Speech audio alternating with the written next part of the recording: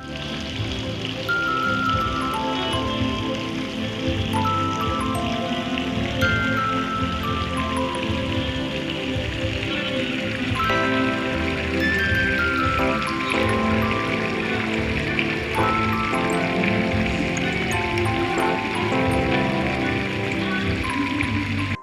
kasih kalian datang, kalian merupakan mitra kita ya. Nanti kita kolaborasi, koordinasi, kalian punya fungsi pengawasan, mengawasi semua kegiatan yang ada di Magetan. Ibu, sejauh ini kan dari Pak Rizal masih menyisakan sejumlah kasus penyidikan korupsi. Nah, nanti dari konteks ini bagaimana langkah? Nanti kita inventarisir dulu Mas, apa-apa permasalahannya. Nanti kita lihat juga apakah alat buktinya mencukupi apa tidak. Kalau mencukupi alat buktinya sesuai dengan ini, yuridisnya jalan, ya udah kita lanjutkan. Tapi kalau alat buktinya tidak mencukupi, ya apa boleh buat kita hentikan. Gitu aja saya, yuridis aja saya. Pokoknya apa kebijakan Pak Rizal selama ini saya tinggal lanjutkan aja. Oke, termasuk penanganan kasus korupsi Bu ya? Iya, yang nanti penanganan korupsi kita lihat dulu seperti tadi saya katakan, tergantung alat buktinya nanti bagaimana. Ya. Oke, makasih Bu Eli. Ya, Nusa Tenggara Barat. Kemudian saya sekolah di Mataram. Nasiblah yang membawa saya ke Jakarta. Saya tugas pertama sebagai CPNS di Jakarta itu di Jakarta Utara, tahun 93. Kemudian saya pindah ke Kejaksaan Negeri Jakarta Timur setelah saya jadi jaksa tahun 97. Balik lagi ke Kejaksaan Negeri Jakarta Utara sampai 2004. Dari 2004 saya pindah ke Bekasi, Pak. Kemudian dari Bekasi saya pindah lagi ke Kabupaten Bekasi, ke Cikarang. Dari Cikarang saya balik lagi ke Bekasi, Pak. Di pengawasan, pemeriksa di Inspektorat di pengawasan Kejaksaan Agung. Kemudian alhamdulillah rezeki Pak, tahun 2014 saya ditugaskan sebagai koordinator di Kejaksaan Tinggi Nusa Tenggara Barat. Saat itu juga Ibu Ketua Pengadilan Negeri mungkin saat itu sudah bertugas ibunya di Mataram.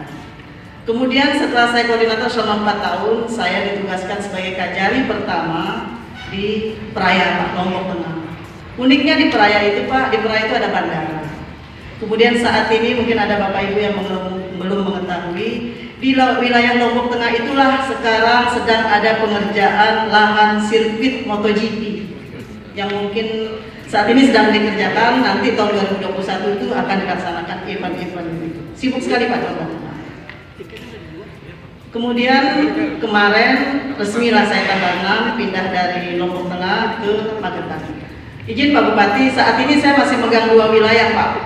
Izin saya besok berangkat lagi ke Praia karena saya harus sertijab di sana hari Selasa tanggal 19 Pak. Jadi izin besok saya meninggalkan Magetan. Dan seterusnya, bahwa COVID ini harus diperangi bersama-sama, semua bersatu padu. Dari pihak kejaksaan bisa mengadvokasi, jangan sampai ketika kita menjalankan tugas yang demikian berat, itu nanti di belakang hari ada persoalan hukum.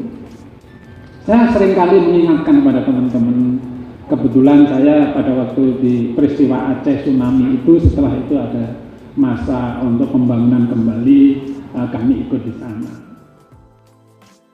Nah ini supaya nanti ada pemahaman-pemahaman, ya, dan saya selalu mengatakan pada teman-teman selalu konsultasi kepada kejaksaan,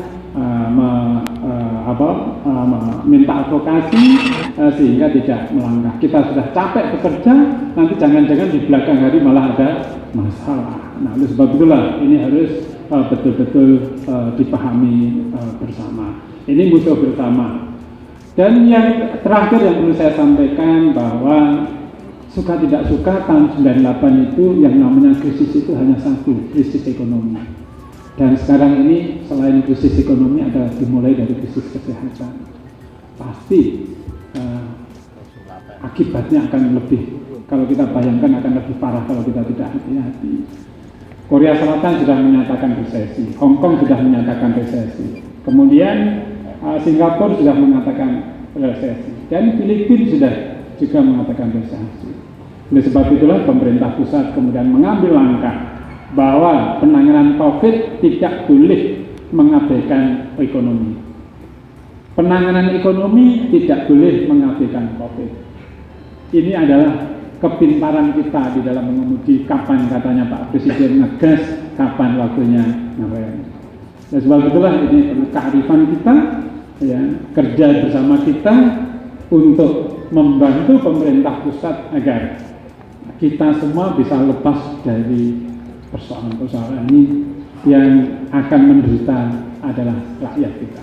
Oleh sebab itulah ini perlu pekerjaan berat bagi kita untuk memerangi COVID.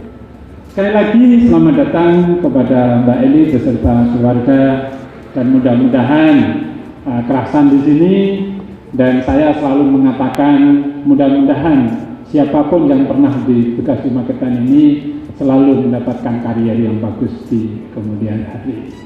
Sekian dari kami, terima kasih. Ada kurang lebihnya mohon maaf. Bila itu Assalamualaikum warahmatullahi wabarakatuh.